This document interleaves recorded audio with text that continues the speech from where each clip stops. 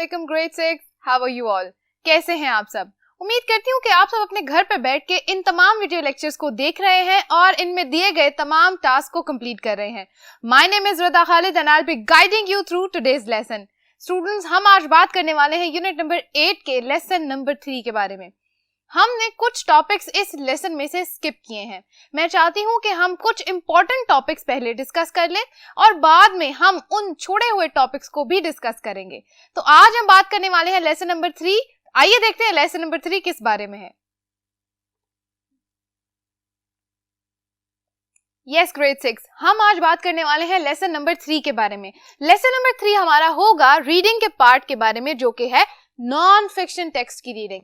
हम इस बारे में बात कर चुके हैं कि जो हमारा टॉपिक है, हम पढ़ रहे हैं एडवांसेस इन टेक्नोलॉजी, यानी कि टेक्नोलॉजी के अंदर कौन कौन सी ऐसी एडवांसमेंट्स आई हैं, कौन सी ऐसी जिद्दत आई है, नई चीजें आ गई हैं जिनको हमें पढ़ना जरूरी है, जिनके बारे में जानना हमारे लिए जरूरी है, ताकि हम देख सकें कि किस किस फील्ड में, किस किस जगह पर, कहाँ कहाँ इस टेक्नोलॉजी का इस्तेमाल हो रहा है। ठीक है, तो हमने इससे पिछले लेसन में बात की थी मेडिकल टेक्नोलॉजी के बारे में कि इंसान के जिस्म के हिस्सों को किस तरह ट्रांसप्लांट किया जाता है, टेक्नोलॉजी का वहां क्या यूजेज है। ठीक है, तो आज हमने बात करनी है एडवांसेस इन टेक्नोलॉजी में एक सैटेलाइट के बारे में, एक स्पेस शटल के बारे में।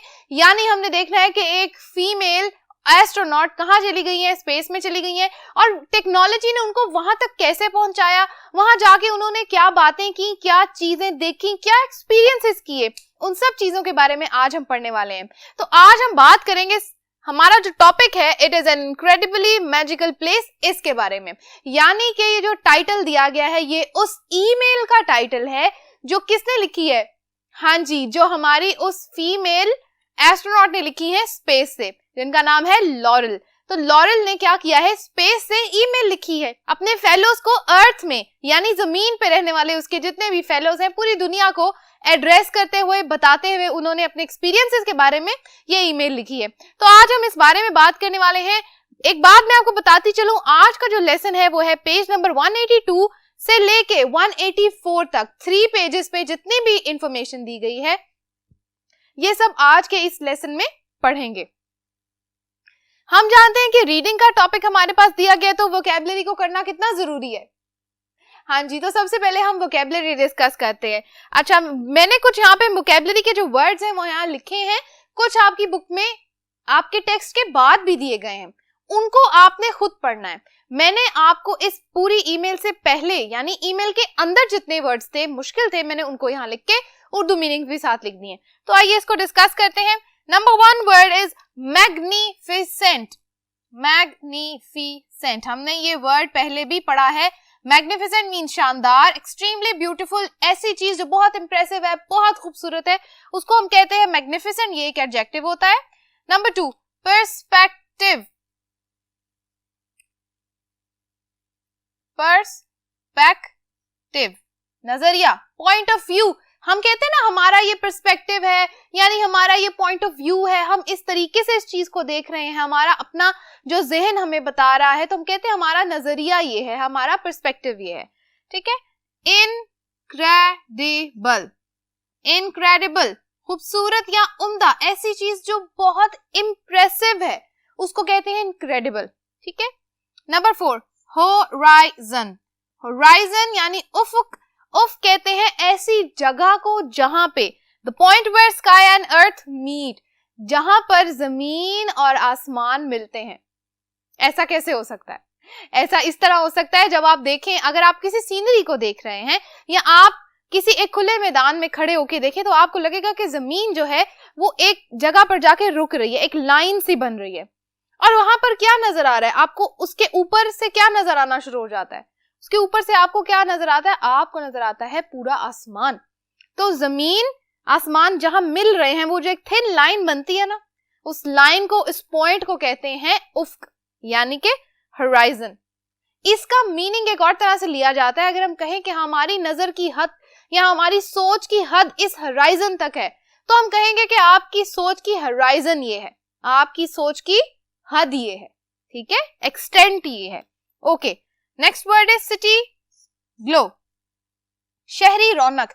The lights shining over the cities, यानी हमने जो बात की थी, जब हम एरियल व्यू देखते हैं या आप बात करें कि मैप से हम देखते हैं, या आपने जिसको बर्ड आई व्यू का नाम भी दिया गया है, बर्ड आई व्यू से अगर आप देखें तो आपको नजर आता है कि शहर के अंदर क्या नजर आता है, रात के टाइम स्पेसिफिकली ब्लैक नजर आता है सब, और जहां जहां लाइट्स हैं आपको सिर्फ वो लाइट्स नजर आएंगी, तो उसको कहा जाता है सिटी ग्लो, यानी शहर की रौनक।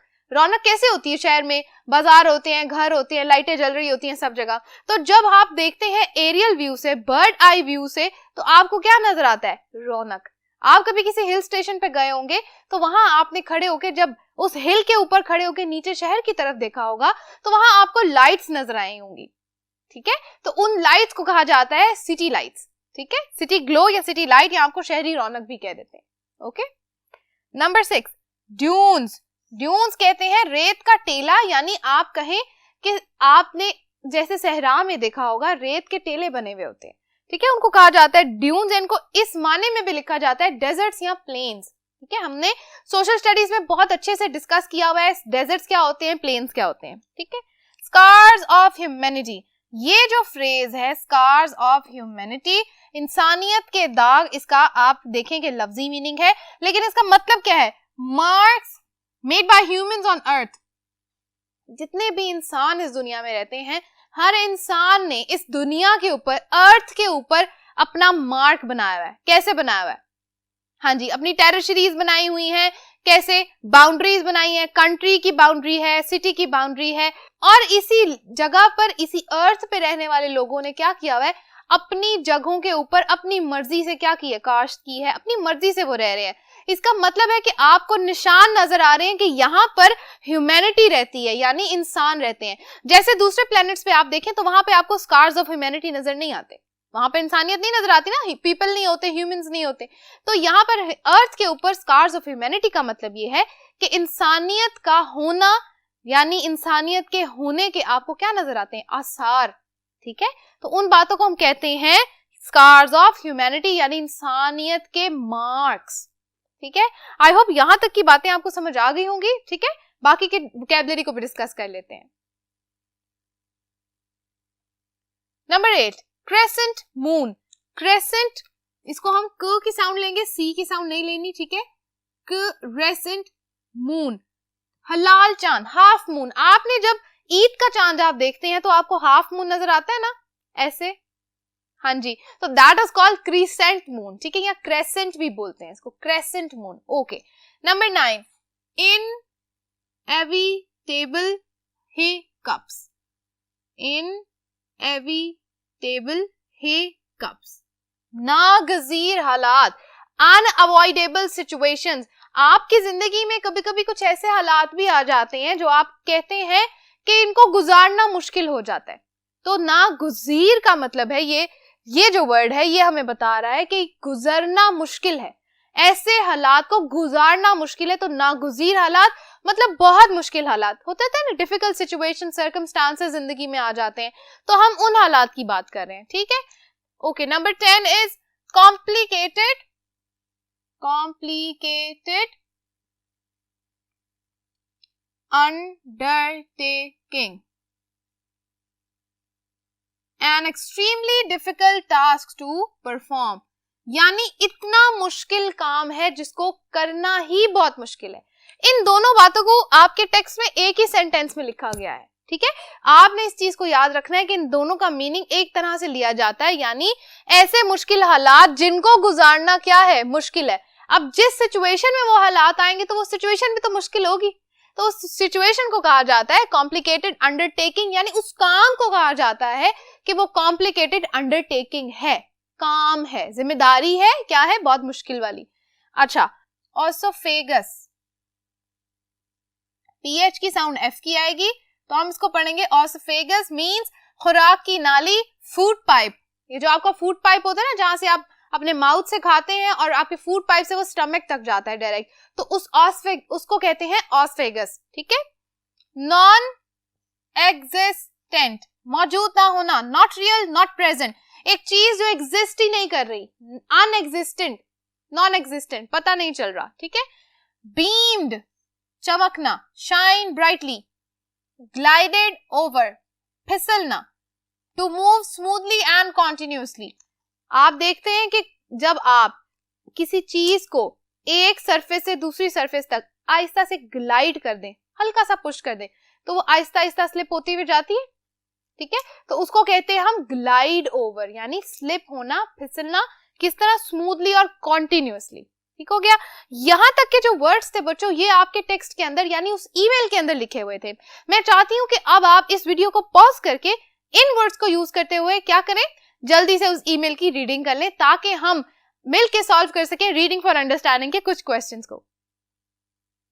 आई एम रियली होपफुल बच्चों कि आपने उसको अभी तक पढ़ लिया होगा, क्योंकि अब हम करने जा रहे हैं रीडिंग फॉर अंडरस्टैंडिंग के क्वेश्चन आंसर्स, और इनको करने के लिए आपका उस टेक्स्ट को पढ़ना निहायत इंपॉर्टेंट है, ठीक है, बहुत जरूरी है, आप उसको पढ़िएगा ताकि हम इनको सॉल्व कर सकें। अच्छा, क्वेश्चन आंसर यहाँ मैंने लिख दिए हैं, हम मिलके उसको सॉल्व करेंगे। आपको पता है हम ये कैसे सॉल्व करते हैं, मैं सिर्फ आपको क्या लिख के देती हूँ, हाँ जी, मैं आपको सिर्फ लिख के देती हूँ थोड़े थोड़े से हिंट्स, ताकि आप आंसर्स को खुद बनाएं, ठीक है। अच्छा, what are the two of the incredible sights that Laurel saw from the space shuttle? Two of the incredible sights, हमने ये बताना है कि लॉरेल ने वहां पर स्पेस शटल में रहते हुए बहुत कुछ देखा था। आपने कोई सी दो चीजें लिखनी है, ठीक है, मैं यहाँ पे कुछ दो चीजें यहाँ लिख देती हूँ। She saw the lights shining over the Pacific, ठीक है, और दूसरी चीज उसने क्या देखी थी, हाँ जी, मैं लिख देती हूं Mount Fuji as a small bump. Bump क्या होता है, this is called a bump, यानी आप कहें कि ये जमीन है और उसके ऊपर जो क्या है, छोटा सा बस एक टेला है, एक छोटा सा बम्प है। तो वो ये कह रही थी कि मुझे स्पेस से Mount Fuji, the biggest mountain of the world, वो क्या लग रहा है, छोटा सा बम्प लग रहा है, ठीक है। तो स्पेस में जाके उनको हर चीज क्या जमीन में लग रही थी, अर्थ में छोटी छोटी नजर आ रही थी। अब यहां से आपने इस क्वेश्चन का आंसर खुद से बनाना है, मैंने आपको हिंट्स दे दिए। Alright, let's move on. Question number 2, what has Laurel been doing most of her time on the space shuttle? Laurel ज्यादातर अपने टाइम में क्या करती रही थी, हाँ जी, she was working on the, हाँ जी, science experiments। मैंने यहाँ पे सिर्फ वर्ड लिखा है, आपने क्या करना है, इसके सेंटेंस पूरा बनाना है। She was busy, या आप लिख लें Laurel has been doing science experiments most of her time on the space shuttle. Answer is in the question, as you all know, हमने लिख दिया science experiments, ठीक है। उसके बाद question number 3, describe Laurel's experience of taking photographs from the space shuttle. Space shuttle में जाके photographs कैसे ली थी लॉरेल ने, क्या डिफिकल्टी पेश आ रही थी उनको, हाँ जी, उन्होंने कहा था that she was losing focus, it was hard to focus, ठीक है, हम लिख देते हैं फोकस के आगे मैंने लिख दिया हार्ड, आप यहाँ इसको इस तरह भी लिख सकते हैं, हार्ड टू फोकस। और इसके अलावा क्या प्रॉब्लम थी, yes, she was taking photographs was difficult, ठीक है, उन्होंने कहा जी फोटोग्राफ्स लेना बहुत डिफिकल्ट था, क्यों, क्योंकि ग्रेविटी नहीं है स्पेस में, it's hard to stay at one place. आप एक इमेजिन करें, अगर आप पिक्चर ले रहे हैं और आप साथ साथ मूव करते जा रहे हैं, तो आपको लगता है आपका फोकस हो जाएगा किसी चीज पे, नहीं होगा। तो यही बात, यही प्रॉब्लम कहाँ आ रही थी, लॉरेल को आ रही थी स्पेस शटल में। अच्छा, number 4, why has Laurel been wearing glasses, हाँ जी, because her eyesight was being affected, हम लिखते हैं her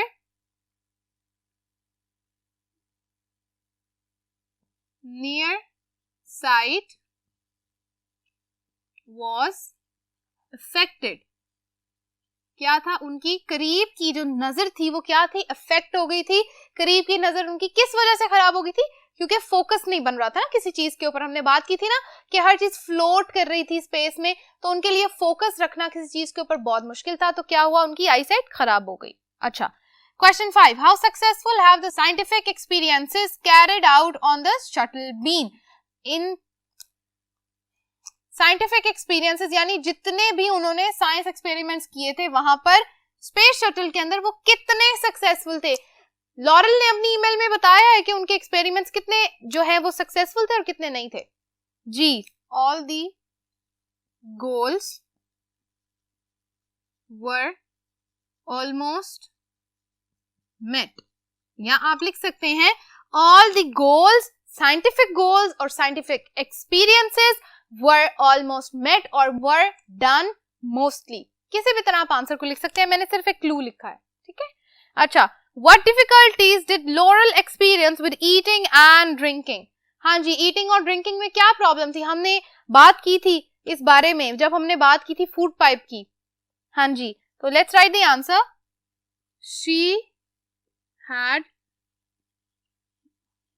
difficulty in putting down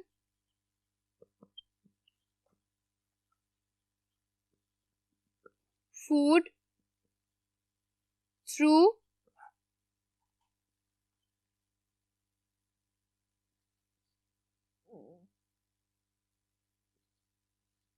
esophagus.